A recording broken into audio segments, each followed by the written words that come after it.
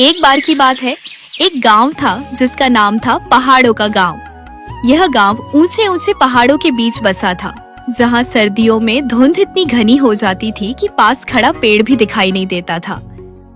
उसी गांव में रहती थी एक 17 साल की लड़की, छवि।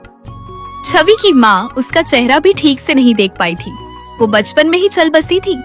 गांव वाले अक्सर कहते, ये बिना माँ की लड़की है, न जाने कैसे पल रही है। लेकिन छवि का एक बूढ़ा पिता था, रतन काका। उसकी कमर झुकी हुई थी, आंखों में मोतीबिंद की परछाई और आवाज में थरथराहट। फिर भी उसने अपनी बेटी को ममता और मेहनत से पाला। सर्दियां आते ही पहाड़ों का गांव जैसे जम सा जाता। लकड़ियां जलाने को मुश्किल से मिलती और रतन काका के घर में तो सिर्फ एक पुराना फटा हुआ कंबल था। हर रात छवि उसी में अपने पिता के साथ सिमट कर सोती थी। एक रात जब सर्दी अपने चरम पर थी, छवि को नींद में एक आवाज सुनाई दी, छवि डर मत, जहाँ ठंड सबसे ज्यादा लगती है वहीं से सबसे ज्यादा रोशनी निकलती है। सुबह उठकर छवि ने दरवाजा खोला तो देखा कि एक छोटी सी लड़की घर के बाहर बर्फ पर बैठी कांप रही थी। उसकी उम्र मुश्किल से 6 साल रही होगी। उसके तन पर कपड़े नहीं थे, पैर नंगे और होंठ नीले। छवि ने उसे उठाया और अंदर ले आई। उसने अपना आधा कंबल उस बच्ची को उड़ा दिया। बूढ़े रतन काका ने कांपती आवाज में पूछा, बेटी ये कौन है? छवि ने कहा, बाबा ठंड किसी की नहीं होती, लेकिन हम तो हो सकते हैं ना किसी के। उस बच्ची का नाम था मिट्टी। वह अनाथ थी और गांव वाले उसे ठंड की परछाई कहते थे। वो हर सर्दियों में कभी किसी घर की दीवार से लगी होती तो कभी किसी जानवर की पीठ से सटकर सोती दिख जाती। छवि ने मिट्टी को छोटी बहन बना लिया, लेकिन गांव की औरतें फुसफुसाने लगी, बिना माँ की है और अब बिना घर की भी उठा लाई, पता नहीं कल को क्या करेगी। लेकिन छवि चुप रही। उसने मिट्टी को खाना खिलाया, अपने कपड़े दिए और रात को अपने पास सुलाया। फिर एक दिन वो रात आई, उस साल की सबसे ठंडी रात। नदियां जम गईं, पानी बर्फ बन गया और हवा इतनी सख्त थी कि गालों को चीर दे। उस रात छवि ने मिट्टी के साथ मिलकर एक योजना बनाई। उसने मिट्टी और सूखी घास से एक छोटा सा चूल्हा बनाया और उसमें जलती लकड़ी डालकर कहा, चाल आज हम हर घर के बाहर ये रोशनी जलाएंगे ताकि कोई और मिट्टी की तरह ना कांपे। छवि और मिट्टी ने पूरी रात गांव में घूम घूम कर हर घर के सामने एक छोटी सी आग जलाई। सुबह जब गांव वाले उठे तो हैरान रह गए। पूरे गांव में रोशनी थी, गर्माहट थी और उन 2 लड़कियों की मेहनत की गर्म सांसें थीं। गांव वालों ने जब सुबह दरवाजा खोला तो पहली बार सर्दियों में सूरज से पहले किसी चीज ने उनके मन को गर्म किया था। एक छोटी सी मिट्टी की चूल्ही, उसमें जलती लकड़ी और उसके चारों ओर बनी एक उम्मीद की गोल परछाई।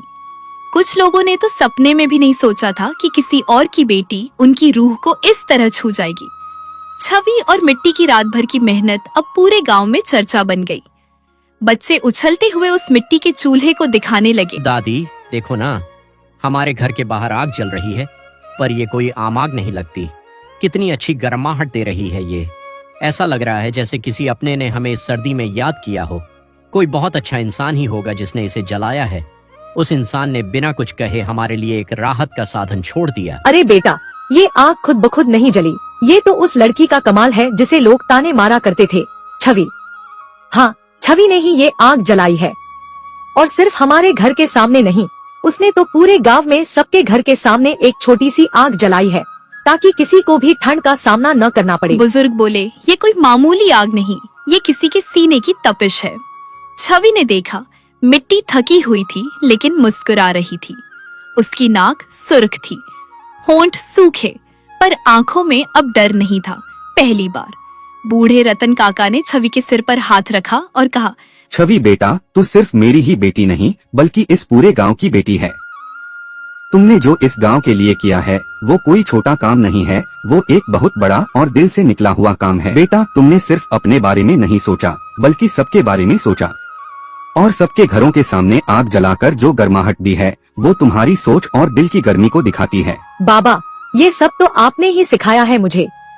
दूसरों की मदद करना, बिना किसी स्वार्थ के अच्छा सोचना, ये सारे संस्कार तो आपके ही दिए हुए हैं। आपने ही सिखाया कि असली खुशी तो तब मिलती है जब हम किसी और के चेहरे पर मुस्कान ला सकें। लेकिन ठंड अभी गई नहीं थी। तीसरे दिन सुबह की बात है।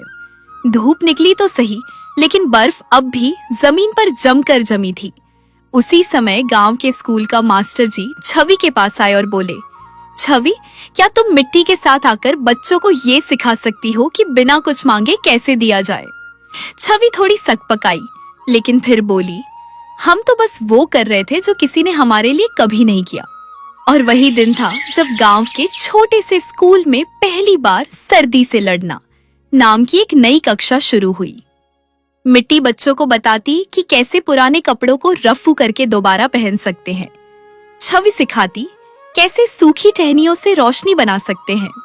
धीरे धीरे छवि और मिट्टी का नाम गांव के हर कोने में फैल गया।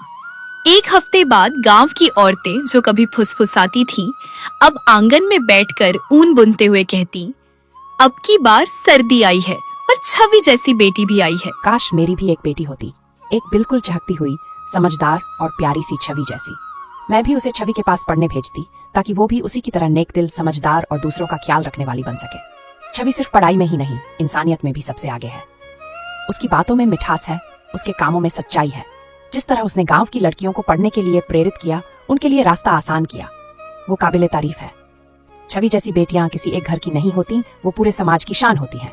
सच कहूं तो छवि ने साबित कर दिया है कि अगर एक लड़की ठान ले तो वो न सिर्फ अपनी दुनिया बदल सकती है, बल्कि औरों के लिए भी रास्ता सच रोशन कह कर रही हो बहन। छवि जैसी बेटी सच में हर घर की रौनक होती है। वो जितनी समझदार है, उतनी ही दिल की भी साफ है। आजकल के जमाने में जहाँ लोग बस अपने बारे में सोचते हैं, वहाँ छवि ने पूरे गांव की लड़कियों के लिए जो किया, वो बहुत बड़ी बात है। उसने न सिर्फ उन्हें पढ़ाई की राह दिखाई, बल्कि ये भी सिखाया कि बेटियां भी कुछ कर सकती हैं। मुझे भी बहुत गर्व होता है छवि को देखकर। उसकी बातें, उसका व्यवहार, सब कुछ इतना सलीकेदार है।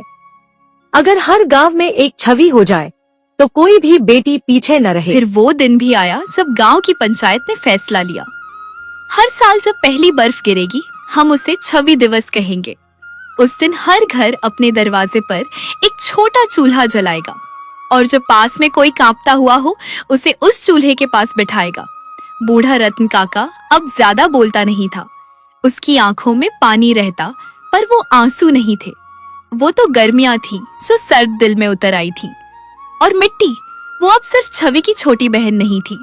गांव की हर बच्ची जब मिट्टी से पूछती तू कौन है, तो वो मुस्कुराकर कहती, मैं ठंड की नहीं, अब छवि की परछाई हूँ।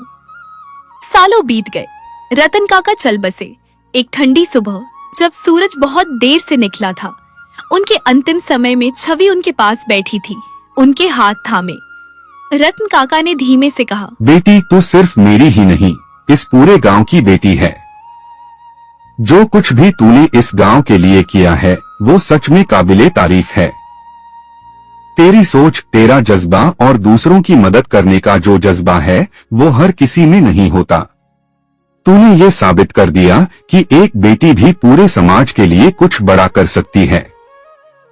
मैं बस इतना कहना चाहता हूँ कि तू हमेशा लोगों की भलाई के लिए ही काम करती रहना और कभी भी किसी की तकलीफ से मुंह मत मोड़ना। मुझे पूरा यकीन है तू मेरी बात जरूर मानेगी, क्योंकि मैं जानता हूँ मेरी बेटी दिल से बहुत समझदार है। और हाँ, अपनी छोटी बहन मिट्टी का भी ख्याल रखना, जैसे अब तक रखा है वैसे ही हमेशा उसका साथ देना। उसे भी वही सिखाना जो तूने मुझसे सीखा है, दया, सेवा और इंसानियत।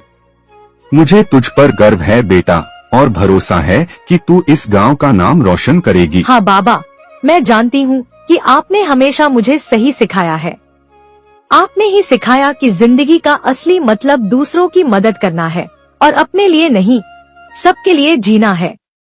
जब भी किसी को तकलीफ में देखती हूँ, आपके वो शब्द याद आते हैं, बेटा, अगर किसी के चेहरे पर तेरे कारण मुस्कान आ जाए तो समझ लेना कि तूने सही काम किया है। बाबा, आप ही की दी हुई सीखों का असर है कि मैं आज इतना कुछ कर पाई। मिट्टी मेरी छोटी बहन ही नहीं, मेरी जिम्मेदारी भी है। मैं उसका भी वैसे ही ख्याल रखूंगी जैसे आपने मेरा रखा। मैं हमेशा आपकी उम्मीदों पर खरी उतरने की कोशिश करूंगी। जो प्यार, भरोसा और संस्कार आपने मुझे दिए हैं, उन्हें जिंदगी भर निभाऊंगी। मुझे भी आप पर गर्व है बाबा, आप मेरे हीरो हो, मेरी ताकत हो।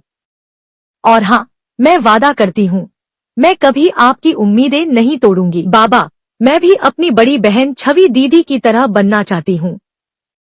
जिस तरह उन्होंने गांव के लिए इतना अच्छा काम किया, वैसे ही मैं भी कुछ ऐसा करना चाहती हूँ जिससे सबको मदद मिले।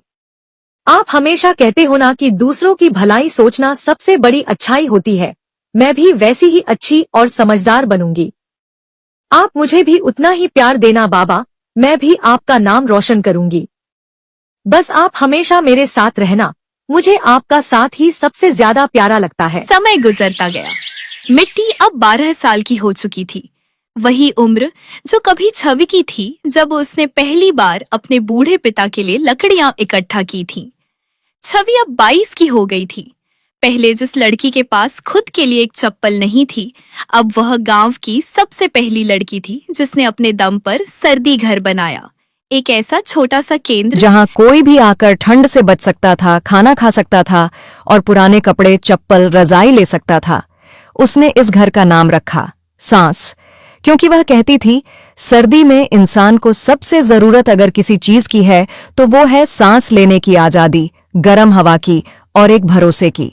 हर साल ठंड शुरू होने से पहले छवि गांव के बच्चों को ले जाकर सिखाती कैसे बर्फ में चलना है, कैसे सूखी घास जमा करनी है और कैसे किसी कांपते हुए को सिर्फ आग से नहीं अपने लहजे से भी राहत दी जा सकती है। एक दिन एक बड़ा अधिकारी गांव आया, सरकार की तरफ से। उसने सांस केंद्र देखा, बच्चों की मुस्कुराहटें देखीं और छवि से पूछा, तुम्हारा नाम छवि है ना? मैंने तुम्हारे बारे में गांव के लोगों से बहुत कुछ सुना है। सच कहूं तो मैंने जितनी भी तारीफें सुनी, सबके सब दिल को छू लेने वाले थे। तुम्हारे कामों ने मुझे इतना प्रभावित किया कि मैं खास शहर से यहाँ सिर्फ तुमसे मिलने आया हूँ। तुमने न सिर्फ गांव के हर घर के सामने सर्दी में आग जलाई, बल्कि लोगों के दिलों में भी गर्माहट भर दी। तुम्हारी सोच, तुम्हारी निस्वार्थ भावना और तुम्हारे कर्म इस पूरे गांव को बदलने की ताकत रखते हैं। छवि, मैं चाहता हूं कि तुम मेरे साथ शहर चलो। मैं एक बड़ा सामाजिक संस्थान चलाता हूं जहां बच्चों को जीवन के असली सबक सिखाए जाते हैं, इंसानियत, सेवा और सहानुभूति। लेकिन मुझे लगता है कि उन्हें अब एक नई प्रेरणा की जरूरत है और वो प्रेरणा तुम हो। मैं चाहता हूं कि तुम शहर आकर वहां के बच्चों को ये बताओ कि सच्ची पढ़ाई किताबों से नहीं, दिल से होती है। उन्हें यह सिखाओ कि दूसरों के लिए जीने का जज्बा ही असली ताकत है। मैं तुम्हें एक विशेष पद देना चाहता हूं, हमारी संस्था की जीवन प्रेरणा दूत के रूप में। तुम्हारा काम होगा बच्चों से मिलना, उन्हें प्रेरित करना और उन्हें यह समझाना कि छोटा काम भी बड़ा हो सकता है अगर उसमें भावना हो। जी, आपके इस प्रस्ताव के लिए दिल से शुक्रिया। सच कहूँ तो ये मेरे लिए बहुत गर्व और सम्मान की बात है। लेकिन मैं माफी चाहती हूँ, मैं आपके साथ शहर नहीं जा सकती, क्योंकि ये गांव सिर्फ मेरा घर नहीं है, ये मेरी जड़ है, मेरी पहचान है। यही की मिट्टी ने मुझे सिखाया कि दूसरों के लिए कुछ करना क्या होता जब है। पहली बार किसी और गांव की दो लड़कियां पैदल चलकर सांस केंद्र तक पहुंची, उनके हाथ में एक छोटा सा मिट्टी का चूल्हा था। वो बोली, हमें सिखाओ छवि वाली आग जलाना। छवि बेटा, हमने तुम्हारे बारे में गांव के लोगों से बहुत कुछ सुना है। तुम्हारी अच्छाई, तुम्हारी समझदारी और सबसे बढ़कर दूसरों के लिए कुछ करने का तुम्हारा जज्बा। सच कहें तो हम तुम्हारे कामों से बहुत प्रभावित हुए हैं। ये जो तुमने सर्दियों में हर घर के बाहर आग जलाई, जिससे गांव के लोगों को राहत मिली, वो सिर्फ एक आग नहीं थी, वो उम्मीद की रोशनी थी। हमें भी अब समझ आने लगा है कि छोटी छोटी चीजें भी कितनी बड़ी खुशी दे सकती हैं। हम दोनों चाहती हैं कि तुम हमें भी सिखाओ कि वो आग कैसे जलाई जाती है, ताकि हम भी अपने घर के बाहर किसी जरूरतमंद के लिए एक कोना गर्म कर सकें। और एक और बात बेटा, हम चाहती हैं कि तुम हमारे बच्चों को ट्यूशन भी पढ़ाओ। मैं तो बस इतना जानती हूँ कि अगर मेरा थोड़ा सा ज्ञान, मेरी थोड़ी सी मेहनत किसी और के काम आ जाए, तो इससे बड़ी खुशी मेरे लिए कोई नहीं हो सकती। आप लोगों ने मुझ पर जो भरोसा जताया है वो मेरे लिए बहुत बड़ी बात है। मैं बहुत खुश हूँ कि अब मुझे सिर्फ आग जलाकर गर्मी ही नहीं, पर तब तक मिट्टी ने वो कर दिखाया था जो सिर्फ कहानियों में सीख। ठंड तो हर साल आएगी, मगर अब हर सर्द हवा में किसी छवि, किसी मिट्टी की गर्म सांस भी बहती रहेगी।